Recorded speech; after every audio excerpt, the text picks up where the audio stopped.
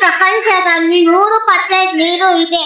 ಅದರಲ್ಲಿ 97% ಉಪ್ಪು ನೀರು ಇದೆ. 3% ಕೃಷಿ ನೀರು ಇದೆ. ಅದರಲ್ಲಿ 2% ಮಂಜುಗಡ್ಡೆಯಾಗಿದೆ ಮತ್ತು 1% ಮಾತ್ರ ನಮಗೆ ಕುಡಿಯಲು ನೀರು ಇದೆ. ಅದರಲ್ಲಿ 1% ನಲ್ಲಿ ಅರ್ಧ ಪರ್ಸೆಂಟ್ ನಷ್ಟು ನೀರು ಕಲುಷಿತಗೊಂಡಿದೆ. ಅದರಲ್ಲಿ ಅರ್ಧ ಪರ್ಸೆಂಟ್ ಮಾತ್ರ ನಮಗೆ ಕುಡಿಯಲು ಇದೆ.